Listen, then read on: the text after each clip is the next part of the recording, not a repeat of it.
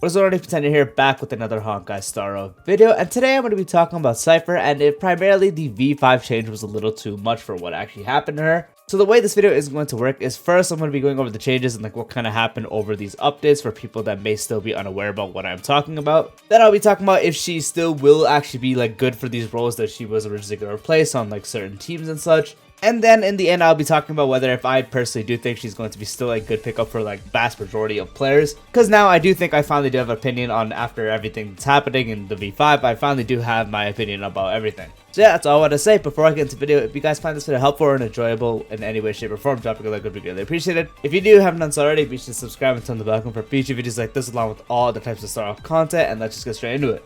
So first, obviously talking about what these actual things are. So if you are unaware of what I am actually talking about, pretty much when Cipher was going to be put in the beta and such for like testing and all that stuff, she was already nerfed before the beta even started, which is really funny. And then as we got V1, V2, she did get further nerfed, and her value was very bad at the time. Very slow follow-up attacks, damage was okay, but not really that crazy to warrant how slow her follow-up attacks and build-up was. Debuffs were alright, but you kind of just had other things for that. She didn't really replace anyone and anywhere. So it was kind of like a whatever unit at the time. And then V3 happened. A lot of stuff was changed. Multipliers were upped a bit. The follow frequency was changed because now it's based off of her turn rather than only the ultimate and such. So you get a lot more follow-up attacks, so a lot more damage and a lot more build-up for the times you do use a follow-up attack. So at V3, her value did skyrocket. And then the absolute chaos show of V4, where Cipher got buffed with her multipliers to living hell. And she was practically this character that you really wanted to get because she was just so strong. She was quite literally out-damaging Acheron and out-damaging Feixiao on their respective teams, because those were the teams you primarily were going to use her on, and she straight up would out-damage them, which was just absolutely insane. You'd be better off running a different team with her, not even being a part of that, not really being a sub-DPS, just building a team around her, because she was just doing so much damage. The whole thing was she was primarily made to be a sub-DPS slash debuffer character, so in that sense of being a sub-DPS slash debuffer character, she was heavily overtuned. Her multipliers were too high, she was doing too much. If she was a main DPS and, wanted a different kind of DPS to function and do what she did on her own team, then it would have been fine, because, she's a main DPS, you want her to be doing these good numbers. But she was primarily made to be a sub-DPS and a debuffer at the same time, and she was out-damaging the main DPS of being Acheron on her best team, Feixiao on her best team. She would just straight up be out-damaging these characters as the sub-DPS, so it was like kind of like, what is kind of happening? I already thought at V3 she was perfect, as her role wanted to be, she was fine. And so I was thinking maybe in V5 they'll revert her back, because I'm gonna assume they're gonna think this is a little too strong. And lo and behold, V5 happened, she was reverted back to V3, but they did do something extra, where they actually significantly lowered the actual follow-up multiplier previously to what it was before.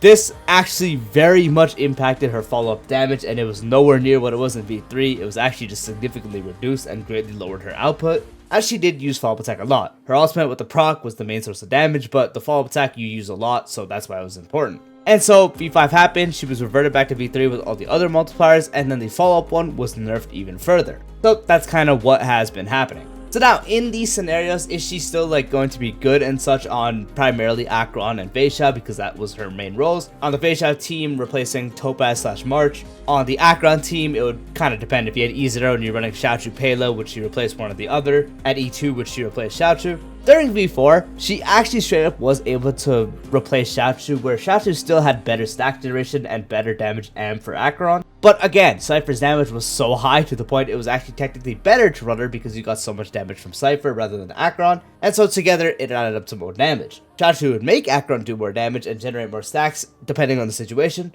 On any normal enemies that attack a good amount, then obviously Jiaoqiu's stack generation was better. And on enemies that didn't attack too much, so Flame Reaver and such, Cipher still has better stack generation, just because it's primarily on her turn and she's built really fast. But again, Cipher's damage was so goddamn high to the point it would just be like you can take less damage of Acheron doing her stuff and just have Cipher there instead because she did that much damage. So she actually could be a Jiaoqiu replacement. At E0, it was different because you obviously wanted to replace Pela because it was Jiaoqiu and Pela. You would just straight up replace one or the other. It would always be Pela because Jiaoqiu is significantly better than Pela. And then for E2, you can actually straight up replace Jiaoqiu. And now for V5, it is still the same scenario for E0 where you replace Pela specifically. Cipher is a good Pela upgrade, which is what she was made to be originally. So that's completely fine. She is still going to be better than Pela. She has good defense shred on enemies, good, debuffs to apply. If you have the light cone, that much better. You want to get the light cone for Acheron specifically. And she also obviously does more damage than Pela. She still does more damage than Jiaoqiu too. It's just Xiaoqiu's, damage amp and all the stuff he does do is overall better now. So for E0 teams, she is still going to be best in slot because she replaces Pela and you run Xiaoqiu anyways. For E2, it's still going to be Xiaoqiu now, as her damage isn't high enough to very much change the actual thing. She still can outperform in some scenarios where if you do have again, Flame Reaver or slow attacking enemy or enemies that don't attack too much, Jiaoqiu otherwise is always just going to be better. You can argue it with V4, it was very easy to argue it, but now in V5 Cipher with the significant nerf, she's not going to replace Jiaoqiu at E2. E0 on the other hand, again, Pela, anytime you are using Pela, maybe you don't have Jiaoqiu, you use E2 and you still use Pela, Cipher is going to be a very good upgrade. So her role that was originally being replacing Pela on that team was done successfully, so she still is technically worth it. If you have E2 and you have Jiaoqiu, then not so much. Another thing is to note is, once again, you definitely want to light cone for Acheron for more debuffs to be able to apply. When it comes to E0, S0 for Jiaoqiu and Cipher, Jiaoqiu always is just going to be better. He already is better, even with S1 and such, but at S0, it's significantly different.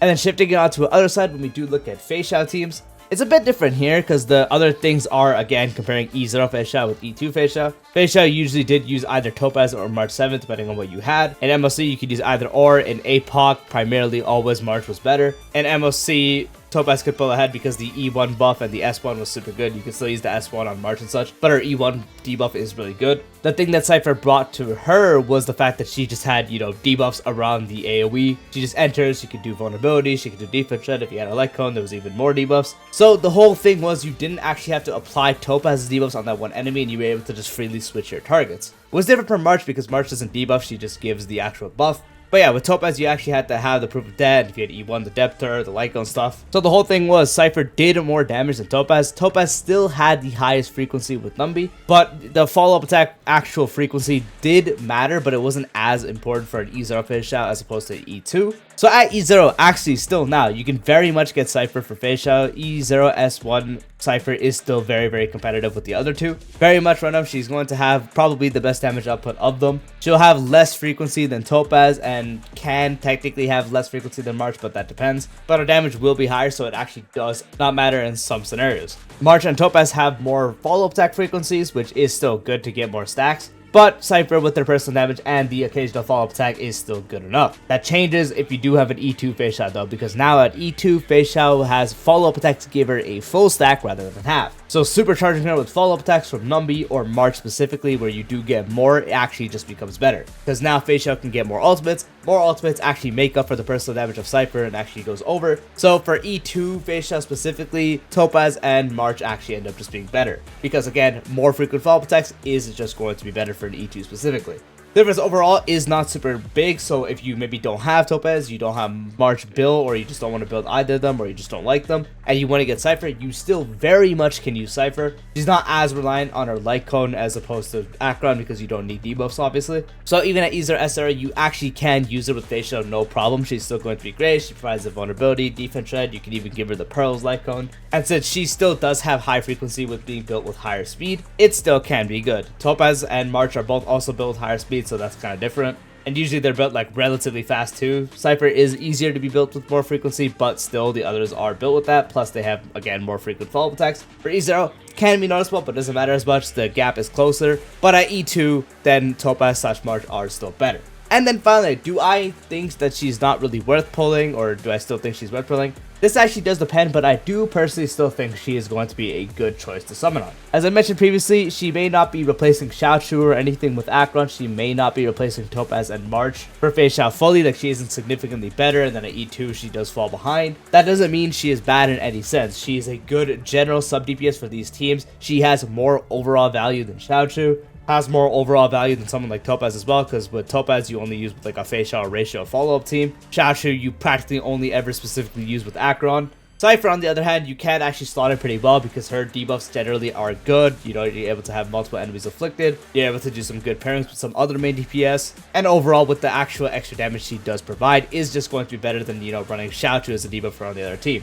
Xiaoqiu just has general vulnerability, which can be good, the ultimate vulnerability, which is relatively situational, while Cipher has more usable actual debuffs and has way better personal damage than practically all of them. So Cipher technically does have more overall value, as you can use her on Feixiao and Acheron teams, you can use her on other setups, you can actually use her pretty damn well with someone like a Noxa Hyper Carry. You have a lot more options when it comes to using her on other teams as opposed to someone like Jiaoqiu or Topaz. So her value is still definitely going to be good in my opinion. So if you were a bit iffy on something for her because of all this stuff and you know she's not the best, she may not be the best for these teams anymore, but she's very, very competent for Ezer Acheron. She technically is on her best team, because then you want to run Xiaoqiu and Cipher. For Feixiao, you can very much competently run her with an Ezer of Feixiao. At E2, she falls behind the other two, but she still is going to be good. And now the final section of this video, do I personally think the V5 was a little too much? I do think she was performing completely fine in V3. I think the V5 complete nerf was a little bit much. It did significantly impact her follow-up damage output, and since you did want to use that as much as possible, and you did get it decently often, especially because you build her with high speed so you could refresh her a lot because she gained a lot of turns. So impacting her multiplier, especially with that big nerf at that, actually did significantly lower her overall damage. And I think at V3, she was definitely good. It made her a lot more competent on these teams. I still think my opinion on how it is now, with everything I said in the video, would still apply if it was in V3. But I think it should have stayed as V3. With V5, it kind of lowered that a bit, just because the damage output she did do is like her whole thing pretty much. Good debuffs plus her own personal damage is why she was so competent with these guys and competitive with their best in slots. But the fact that they nerfed the multiplier by a lot for the follow-up attack did significantly lower her output, so I personally do think it was a little much. I think I'd much rather prefer it just be back to V3 and she would have been fine. But yeah, that's the video. That is practically everything going on with her and what I do think. Overall, once again, I think she's going to be completely fine. She's still going to be a great pickup. It's going to be good for a generalist sub-DPS / enabler and such. Still going to be good on the teams that she was going to be made for, and she could be best in slot for someone in the future. Who knows? Although I'm not even going to hold on to hope for that, because I said the same thing for Xiaoqiu, and look at where we are so far. But yeah, if you guys have a different opinion and all that stuff, you can comment down below. Comment on your thoughts. Just be sure to be respectful if you're arguing with someone else. Just keep it all respectful because, you know, you don't want to get too heated over a video game. Yeah, that's all I want to say. Peace out.